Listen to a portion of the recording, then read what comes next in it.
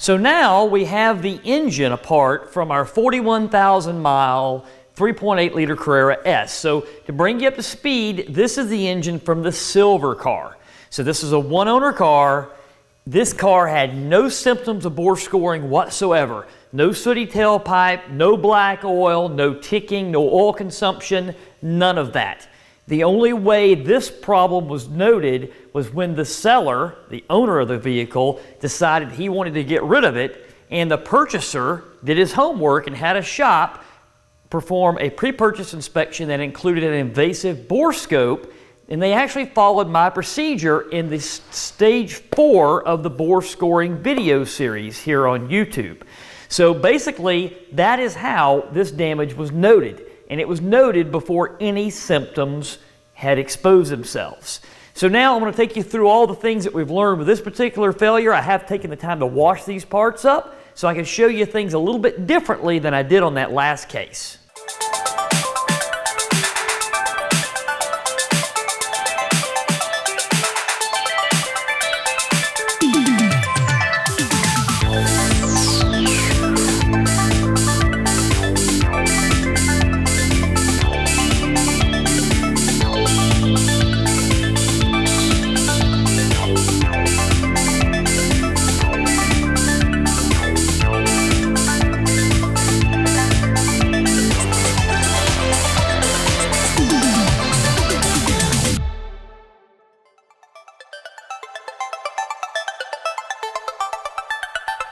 So this particular failure was not odd, but it was different than the first failure from the black car that we saw.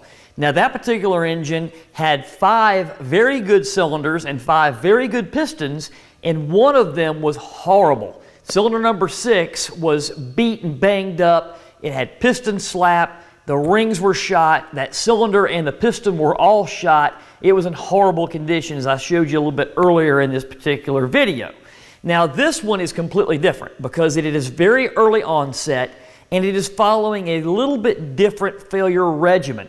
Because with this one, we're actually seeing the failure begin with the piston ring area of the cylinder. So the area where the piston rings are traveling is seeing the wear. Now this is different than the last failure because it actually had the failure occur on the piston skirt.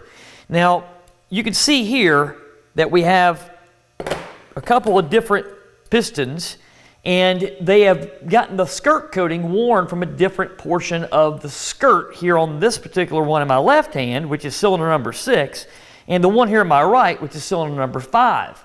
Now this one is in horrible condition here. It's really lost probably 75% of its skirt coating from one side, but hardly any on the other. This brings us back to that whole thing from the first and second videos in the Focus on Bore Scoring series, where we talk about piston offset and connecting rods and all those things that play into bore scoring. So this one is a classic case where the skirt coating is wearing away and it's just about to lead to a massive wear problem with the piston skirts. But it hasn't got there yet. So all of the debris and all the wear and all the things that we normally see from these engines at later advanced stages of cylinder bore scoring simply have not happened yet with this particular engine. So now I've actually numbered the cylinder positions in this particular set of crankcase halves, and I want to show you how consistent the wear is around the radius of the cylinder bores. And you'll see that almost all of the wear is concentrated in the same few degrees of the cylinders with each one of these block halves. Now I'm doing more investigation with this because we don't see it at very early onset like this in most cases. We usually see this advanced where people continue driving the car. They don't want to believe it's happening to them. It's misdiagnosed. A shop says it's a lifter, and they continue driving the car until it's very bad. Then we end up with a car here at Flat 6 Innovations, and it's so bad that we can't tell what happened first, the chicken or the egg. Now in this case, it's at very early onset, and we can actually see that the area of wear is absolutely in line with that of the oil control ring, which is the lowermost ring on the piston here.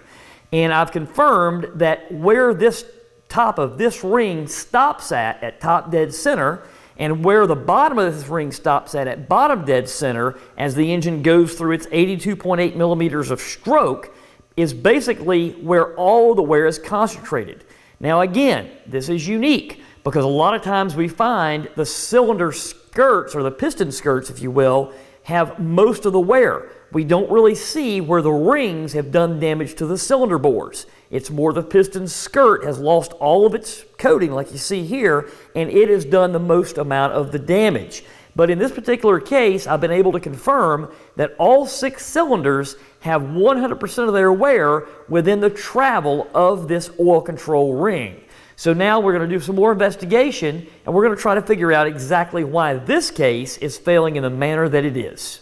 So now I've gone handheld here just to give you a good idea about where this wear is actually concentrated. And I've numbered each particular cylinder, cylinders 4, 5, and 6 here, and cylinders 1, 2, and 3 here. Now you'll see that all of the wear is concentrated in the same areas, and it looks exactly the same on each one of these cylinder bores. And I'm going to zoom in a little bit here and give you an idea, okay? This is not absolutely odd, but it is unique that we've caught it so early on, and you can actually see where the rings had stopped traveling there. If you see that radial circle, that's the bottom of where the oil control ring actually has been parking itself over the last 41,000 miles the engine's been alive, and you actually see that the scoring starts and stops there, okay? And this is very consistent across both sides of the engine. So this is cylinders 3, 2, and 1. I'll zoom out a little here and just show you how straight and parallel a lot of these lines are in this particular failure. Now I'm going to spin around here and go to the other side, and I've got things numbered again, okay? And you can see some little hazy lines. Cylinder 1 had hardly any wear in this location, from this angle anyway. Cylinder 2 had just a little bit more, and cylinder 3 had quite a bit, okay?